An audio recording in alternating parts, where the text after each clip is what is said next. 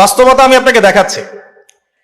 বাস্তবতা হচ্ছে এই যে বাংলাদেশের 90% মুসলিম দেখবেন তার মধ্যে 90% 5 ওয়াক্ত নামাজ পড়ে না।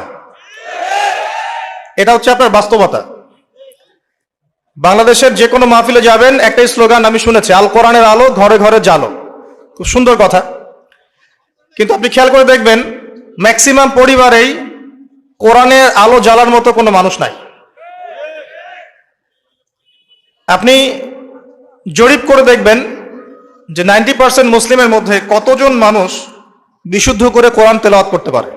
আপনি দেখবেন 80%ও পারে না, কিন্তু এই কোরআনের জন্য জীবন দিতে চায়, সেই বইটা সে অর্থ সহ পড়তে পারে না। বাস্তবতা এক জিনিস আর যা দেখছেন এগুলো আরেক জিনিস, এগুলোর মধ্যে কোনো মিল নাই। এগুলো বাস্তবতা। যারা নামাজ পড়ে 5 ওয়াক্ত তাদের মধ্যে কতজন জামাতের সাথে নামাজ পড়ে সেটাও একটা বিষয়। এখানে গিয়ে পার্সেন্টেজ আরো কমে যাবে। যারা নামাজি ব্যক্তি তাদের মধ্যে কতজনের রিজিক হালাল এটা আরেকটা বিষয়। ঘরে ঘরে ঘুরে দেখবেন যে বেশিরভাগ মানুষের রিজিক হারাম, বেশিরভাগই। আমরাও কিরকম করে, এই যে ধরেন আপনি একটা মাদ্রাসা শিক্ষকতা করছেন, মাদ্রাসার একটা দায়িত্ব আছে আপনার, আপনি ধরে নিয়েছেন যে এই রিজিকটা আপনার হালাল, কিন্তু মাদ্রাসার দায়িত্ব পালন করতে গিয়ে যদি আপনি দায়িত্ব অবহেলা করেন আপনার রিজিকটা হারাম। আপনি একজন মসজিদের ইমাম, মনে করছেন আল্লাহ আমাকে খুব পবিত্র রিজিক দিয়েছেন, মাশাআল্লাহ, আপনি যদি আপনার দায়িত্ব অবহেলা করেন এই রিজিকটা হারাম। আর নর্মালি তো আমরা সবাই সুদ খাচ্ছি, ঘুষ খাচ্ছি, দুর্নীতি করছি, মানুষের সম্পদ আত্মসাৎ করছি, এগুলো তো আমাদের সহজাত প্রবৃত্তি হয়ে গেছে।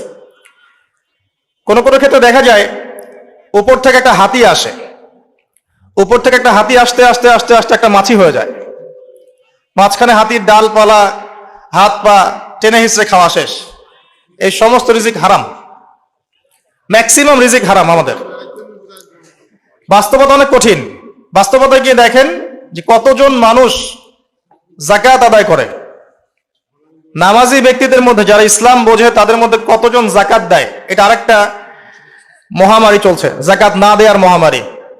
শুধু যদি যাকাতটা দিতেন ঠিক মতো, নিসাব পরিমাণ সম্পদ হয়ে গেছে, মালের যাকাত দিচ্ছেন, বাংলাদেশকে বহির্বিশ্বের কাছ থেকে ঋণ নিতে হতো না, একটা মানুষও না খেয়ে মারা যেত না। যাকাত আমরা দেই না, এখানে অমুসলিমদের কোনো ভূমিকা নাই, আমরাই যাকাত দেই না। বাংলাদেশে এমনও ব্যক্তি আছে যাদের যাকাত কালেক্ট করলে একজনের যাকাত থেকে 100টা পরিবার চলবে, এটা কালেক্ট করার কোনো সিস্টেম নাই, এবং সেই ইচ্ছাকৃতভাবে দিচ্ছে না, আমরাই দিচ্ছি না। আপনি সমাজে ঘুরে দেখবেন কতগুলো পরিবার আছে যেগুলোর মধ্যে পর্দার বিধান কায়েম আছে। বাস্তবতা খুব কঠিন। আর যা দেখছেন আইওয়াশ শোডাউন, এগুলো দিয়ে ইসলামের বিজয় কখনো হবে না।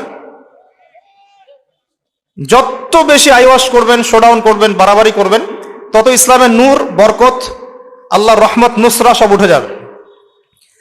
আর ইসলামিক ব্যক্তিত্বদেরকে নিয়ে তো মোটেই করা উচিত নয়, কারণ রিয়া বা অহংকার বলে একটা কথা আছে, যার কলবের মধ্যে যাররা পরিমাণ অহংকার থাকবে এই ব্যক্তি জান্নাতে যাবে না।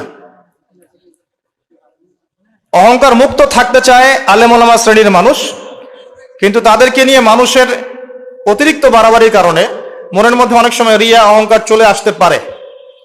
এর ফলে সেই ব্যক্তিও জাহান্নামের খোরাক হচ্ছে, বলে নাউজুবিল্লাহ। সূক্ষ্মতা আমি আপনাকে বোঝাচ্ছি। রাসূলুল্লাহ সাল্লাল্লাহু আলাইহি ওয়াসাল্লাম বলেছেন, অন্ধকার রাতে কালো পাথরের উপরে কালো পিঁপড়া হেঁটে গেলে যেমন টের পাওয়া যায় না, এভাবেই মনের মধ্যে অহংকার রিয়া চলে আসতে পারে।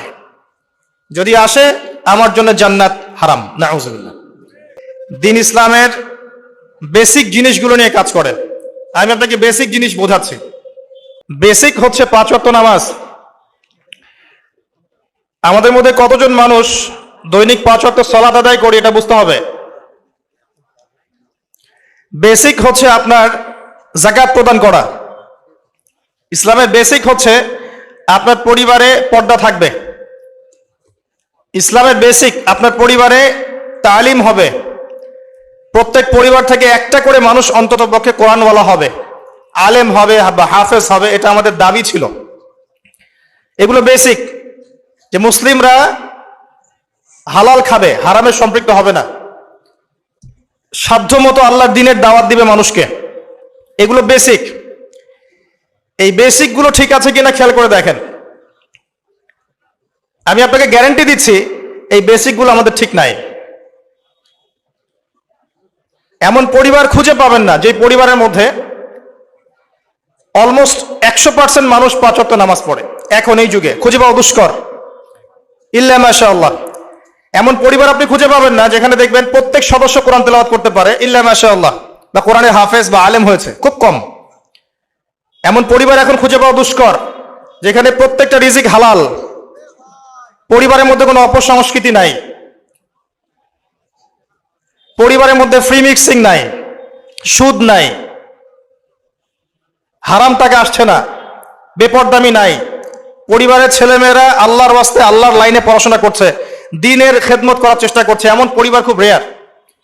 যখন বেসিক ঠিক থাকবে না তখন বড় বড় স্বপ্ন দেখে আসলে কোনো লাভ নাই। একটা বিল্ডিং নির্মাণ করতে চান, তার বেস যদি ঠিক না থাকে তাহলে আপনি 10-20 তলার স্বপ্ন দেখে আসলে কোনো ফায়দা নাই। এর পরেও আছে যারা দ্বীনের রিপ্রেজেন্টেটিভ, তাদের মধ্যে আপনি দেখবেন ভিতরে দ্বীন নাই। বাইরে যদিও মনে হয় যে দ্বীন দিয়ে ভর্তি, ভিতরে আসলে দ্বীনের কোনো বালাই নাই, ইল্লা মাশাআল্লাহ। আবার আপনি দেখবেন যারা ধর্মতাত্ত্বিক ক্ষেত্রে জাতিকে দিক নির্দেশনা দিবে, এরাই শতটা বিভক্ত হাজারটা দলে, এবং প্রত্যেকেই বলছে যে আমি হক, বাকি সবাই বাতিল। সিচুয়েশন খুব ক্রিটিক্যাল। এর উপরে আবার আছে সামাজিক অবক্ষয়, এর উপরে আবার আছে রাজনৈতিক সমস্যা, তার উপরে আবার আছে বৈশ্বিক ওয়ার্ল্ড অ্যাফেয়ার্সের প্রবলেম এবং ইকোনমিক স্যাংশন, অর্থনৈতিক দাসত্ব। সব মিলে বিশ্বের অবস্থা ভালো না। এখানে তৃপ্তির ঢেকুর তোলার কোনো সুযোগ নাই যে সবকিছু সুন্দরভাবে চলছে, আসলে তা নয়। এখন প্রথমত দৃষ্টিভঙ্গির কথা বলবো। দৃষ্টিভঙ্গি পরিবর্তন না করতে পারলে সমস্যা আছে। বাস্তবিক হন, প্র্যাকটিক্যালে মুসলিমদের অবস্থা আসলে ভালো না। এবং পুরো বিষয়ের রিয়েলিটি বুঝতে হলে আপনাকে খিদির আলাইহিস সালাম হতে হবে। এই ব্যক্তি আবার কে? খিদির আলাইহিস সালামকে পাবেন কোথায়? কোথায় আছে? সূরা কাহফে আছে। নবী মুসা আলাইহিস সালাম প্রশ্ন করছেন, নৌকাটা কেন ফুটা করলেন? নবী মুসা আলাইহিস সালাম প্রশ্ন করছেন, এই বাচ্চাটাকে কেন হত্যা করলেন? নবী মুসা আলাইহিস সালাম প্রশ্ন করছেন, দেয়ালটা কেন নির্মাণ করলেন? মুসা আলাইহিস সালাম বাইরের চোখ দিয়ে দেখছেন, তিনি ভিতরের কথা বুঝতে পারছেন না। কিন্তু খিদির আলাইহিস সালাম আল্লাহর নূর দিয়ে দেখছেন, তাই তিনি দূরদর্শিতার সাথে দেখতে পাচ্ছেন প্রতিটা ঘটনার পিছনের কারণ কি। যদি নৌকা ফুটা না করতেন তাহলে জলদস্যু নিয়ে যেত। যদি বাচ্চাটাকে হত্যা না করতেন, এই বাচ্চা বড় হয়ে অনেক বড় কাফের হতো।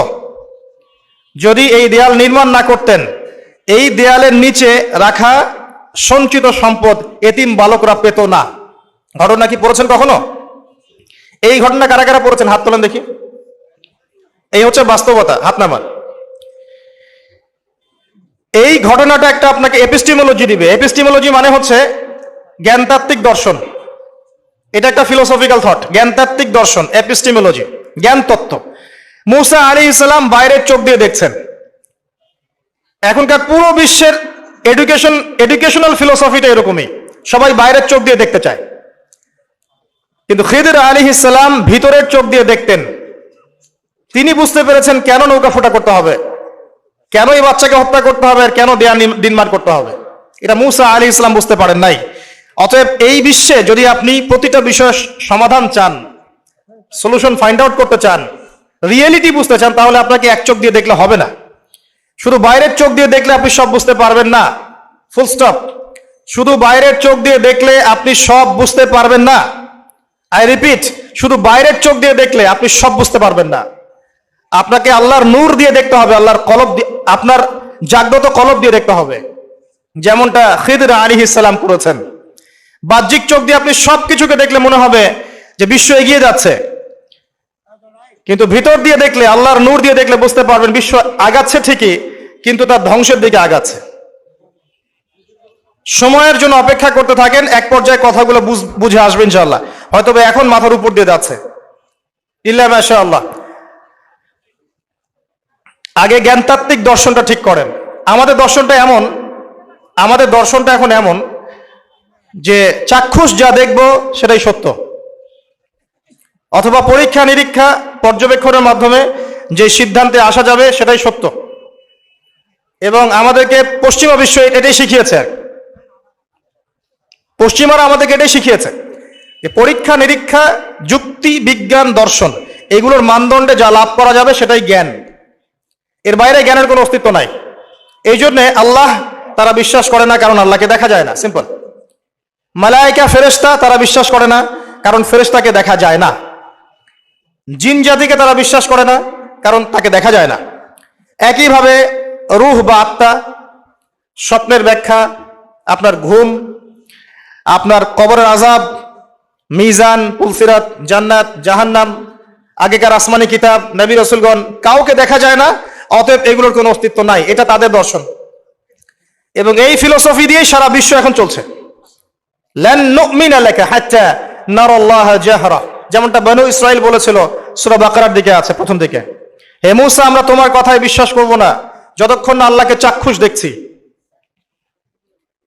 কিন্তু Islamic philosophy different. Islamic philosophy হচ্ছে এমন, ওয়াকুলিল হাক্কু মির রাব্বিকুম, হক বা জ্ঞান, সত্য তোমার রবের পক্ষ থেকে আসে। ফালা তাকুনান্না মিনাল মুমতারিন, তুমি সন্দেহবাদীদের অন্তর্ভুক্ত হও না। সূরা কাফির 29 নম্বর আয়াতে আল্লাহ পাক আরো বলেছেন, ওয়াকুলিল হাক্কু মির রাব্বিকুম ফামান শাআ ফালইউমিন ওয়া মান শাআ ফালইয়াকফুর। হক আল্লাহর পক্ষ থেকে আসে, জ্ঞান আল্লাহর পক্ষ থেকে আসে, সত্য মিথ্যার মানদণ্ড আল্লাহর পক্ষ থেকে আসে, ন্যায় অন্যায়ের মানদণ্ড আল্লাহর পক্ষ থেকে আসে, মানুষের মস্তিষ্ক থেকে বের হয় না। আর আল্লাহর পক্ষ থেকে যা আসে তাকে যুক্তি, বিজ্ঞান, দর্শন এগুলো দিয়ে প্রমাণ করা যাবেই, এটা জরুরি না। এমন অনেক বিষয় হতে পারে আল্লাহর পক্ষ থেকে আসতে পারে যেটাকে আপনি যুক্তি, বিজ্ঞান, দর্শন দিয়ে প্রমাণ করতে পারবেন না, কারণ এগুলোর সীমাবদ্ধতা আছে, আল্লাহর জ্ঞানের কোনো সীমাবদ্ধতা নাই। আমার কথা কি বোঝা যায়? কথাগুলো হয়তো ইয়াংরা বুঝতে পারবেন। আর আমি জানি লেকচার যত আগাবে মুরব্বীরা তত উঠে চলে যাবে, আমি এটা ফিল করেছি আর কি।